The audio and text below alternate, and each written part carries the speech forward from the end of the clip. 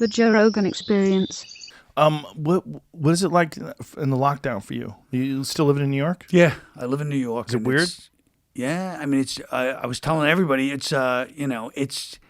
It's very.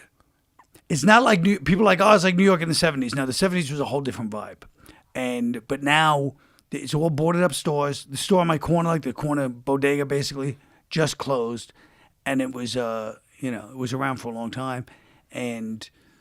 It's depressing. Like, you're on the subway, there's only a few people on, and it still smells. It smells as bad. They've been cleaning it every day, and it still stinks. It doesn't even smell better. That's how ingrained it is. And, the pigeons are homeless because Antifa took down all the statues, so they have no place to live. And, it's a very weird place. You can't say, like, people that say it's like the 70s. Like, no, the 70s, it was the 50s and the 60s and the 70s. It was like, it didn't change much. It was seedy and weird, but it was always like that. This is a drastic change from 6 months ago. You can't say it's like the 70s because it's not. It's like something's deteriorated. There's a collapse. Right. And then there's all this weirdness that comes along with that. Well, the 70s was kind of a collapse, but it was a different type. So, like, in the 70s, all the stores at night would be locked up, but they were open during the day.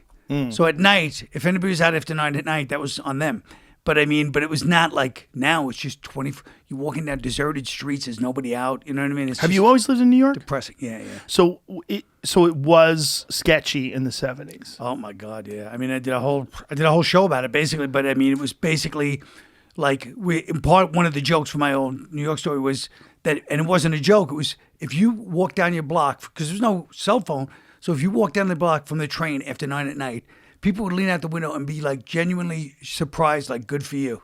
You made it home. If you stayed out after 9, like Times Square, people would go to Broadway shows. By 11 o'clock, it was deserted, except for criminals, because people would leave a Broadway show. They wouldn't go out for a drink or dinner. They would get in their car and get out immediately. And Giuliani's the one who cleaned all that shit up. Giuliani cleaned it up, yeah. Isn't that amazing? Yeah. That guy gets no respect now. No, I know. He went a little crazy, but he really he did what no politician has ever done in history, which is he said, I'm going to transform this, and he did. He turned it around. Yeah. He really did. He really did. Maybe a little too far. Like at a certain point, may have been a little too far. Times Square became like a mall. Yes, Times Square is very uninspiring. It became like a big Applebee's. But that's exactly what it's like. And even though, like, now I look back and I'm like, oh, Taxi Driver, New York, it was edgy, it was fun. But at the time, it was no joke. People, I glamorized it through rose-colored glasses, but it was serious. Yeah, that's the thing about crime in crime-ridden areas. Like, people always glamorize it after the fact, but if you're living there while it's going down, it's fucking terrible. Oh, yeah. I mean, most people loved New York once he took over. In the 90s, people forget that. Yeah. That everybody was just like, oh, I can go out at night. Oh, I can work. I can, you know what I mean? Before that, it was crazy. And I used to bartend around Times Square, and, I mean, the stuff you saw, was just brutal. You know what I mean? Well, one of the things we're finding out from this lockdown is that it really is important who your mayor is. It didn't used to be important. He didn't really care. People didn't care who the mayor of L.A. was. Half the people didn't even know. That's right. And now they're like, who is this motherfucker that's keeping everything closed? Yeah. And the same thing with New York, right? Oh, yeah. Well, De Blasio from day one. A lot of people are like, ugh. And now everybody hates him. But this is his second term. Yes. He got reelected. Oh, he swept both elections. That's hilarious. And now we're finding out. Yeah. Oh, he's a dipshit. Yeah.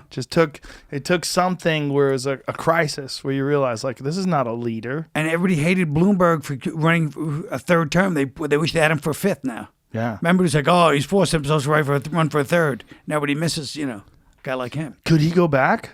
Could he run again? Because he can't be president. He's not going to vote for him for president. But I don't know. He was so terrible in the debate. It's so funny because the thing about Bloomberg that disappointed me as president was when he was mayor. When he first got elected mayor, I was Daryl Hammond had to bail on some show he was supposed to do. So at the last minute, they asked me to do a favor and do a guest shot at the show, which I go up.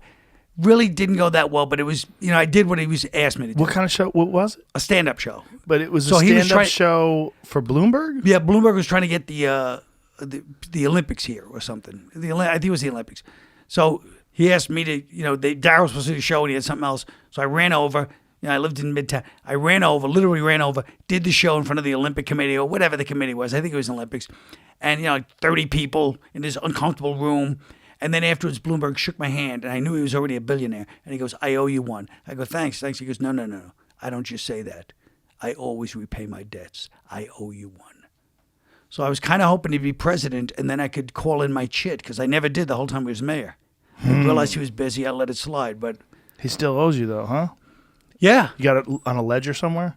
No, but I just have my oral. I believe in the oral. I have the oral history. Oh, yeah. I mean, I thought it came right out, didn't it? Yeah. I mean, it's not you like, got it. oh, yeah. So maybe if he becomes mayor, can you become mayor again? How does that work? Can't be president again.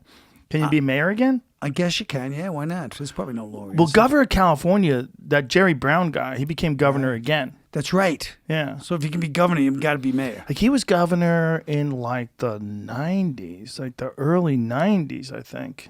I think in the 80s. Because I think Johnny Carson used to make those Got jokes. caught for smoking crack. Didn't he win again in D.C. for being mayor? Yep. Oh, yeah, you're Marion right. Barry. Yeah, And Marion came Barry. back. Yeah. So there you go. I wonder how many terms he did, though. Like, I wonder if there's like a limit on how many terms you could be. You're more politically minded than I am. Like, do you know I don't know about that kind of stuff, though, no. How many terms can you be a mayor?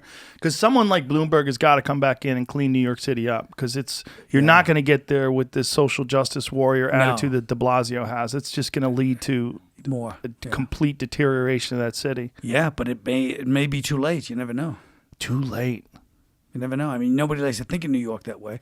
But it's like a lot of people, so many people moved that I was shocked moved to the suburbs that I was like, wow, this is serious. Like, I didn't really believe it. Just because I'm so New York, like, I don't even think in terms of leaving New York, even though, it's irrevocably changed to me before any of this happened. But so many people moved out. I was like, this is getting serious. What did you think about that Altucher, Jerry Seinfeld little feud about New York is dead, fuck you, no it's not? Yeah. I mean, look, you can argue either side of it and be right. You know what I mean? Like, I don't want it to be dead, but at the same time, I'm not going to pretend it's not in deep trouble. you know? So, I mean, I don't want just it to be don't dead know for how life. it gets out. That's what my worry is. I know. Unless COVID gets cured, and then Ari Shaffir thinks artists are going to start moving in again, but he's one of those guys. Right. He's got that, because it needs to be gritty. Oh, New York City needs to be gritty. Right. And He's one of those guys. Yeah, but Never I mean, been mugged. That's why. Never seen- really had the fuck beat out of him. Yeah. You do need a couple of those in life.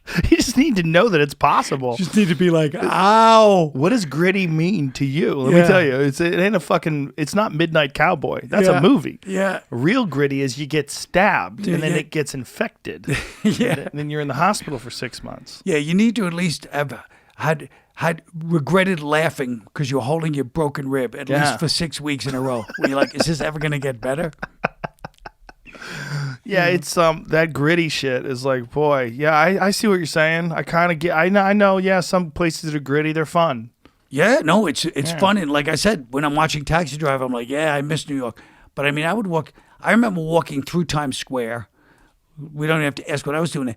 At 12 o'clock at night by myself, 1980, 81, and literally they had like thieves' dens above the porno theaters. They had thieves' dens. So like you go through, they had a little turnstile. I went in one once with this kid. He was taking me there. I forget we were trying to do something shady, I'm sure. And we went up and it was like 50 like thieves, like Oliver, only New York. Really? Like a gang of people with illegal goods, trading illegal goods, right up on 42nd Street. Wow. It was crazy. So you'd see gangs running down. If anybody they would just swarm somebody, take their stuff, leave them on the ground, and just keep going. The thing about it is, though, the disrespect to the police right now, Right. it leads it to a very difficult situation of trying to bring it back. It's like that wasn't the case in the 80s and the 90s. People respected the police. Like when Giuliani brought it back, there wasn't this overall nationwide resentment of the police force like we're having now, which is pretty unprecedented. Well, I mean, there sort of was in New York, actually, at that time. There's a couple of incidents where, but yes, not like this. This is a different level. This is a luxury that people are able to indulge themselves by putting all, lightning rod sort of, you know what I mean? Like the police, to me, it's like a proxy war, you know what I mean? Everybody knows cops. Everybody knows cops are nuts. We all had the friend that you grew up with. You're like, whatever happened to him? He became a cop. Jesus.